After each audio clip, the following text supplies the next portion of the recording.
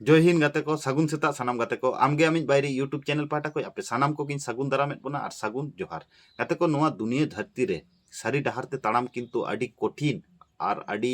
India अडी जटिल और अडी कठिना मैक्सिमाम हर नोआ डहार ते आको बाको ताड़ाम दड़ा किंतु गाते को नोआ डहार ते जुदी आमेम ताड़ामा नोआ गे किंतु मुक्ति रिया हो मिटंग रास्ता कना अब सानाम हर गे बन बड़ाय नोआ धरतीपुर रे आम जहां लेकाम कर्मया ओना फल भोग कतेद गे चला हुई तमा आम जुदी भागीम कर्मया ताहले आम साला हो भागी गे हुआ और जुदी आम खराबेम कर्मया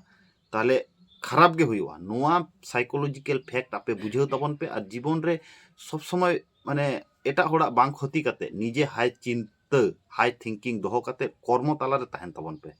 तबे नेलाबन आबो साला हो ओंका गे हुआ किंतु बेसिर भाग हर नेल हुई कना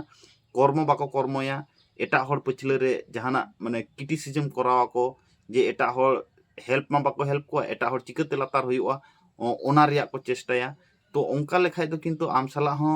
ओंका गे हुआ ओना खातिर सारी डहार ते ताड़ाम तबन पे और माने जटिल हुयु रेनो किंतु ओना रिया मजा गे किंतु आलादा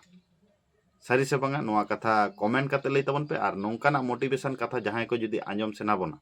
प्रत्येक सेता ताहले नोआ आमगे आमिज बायरी यूट्यूब चैनल आपे पे सब्सक्राइब दड़ा नोडे दो पॉजिटिव कंटेंट गे हिजुआ मा एनखान सानाम को गे आर मिद धाव जोहार एम काते तेहना वीडियो दो नोडे गे मुचादोग कना और ᱧᱟᱯᱟᱢᱟᱵᱚᱱ नवा वीडियो रे नवा कहानी आते नवा टॉपिक आते मा एनखान सानाम को गे आर मिद धाव जोहार।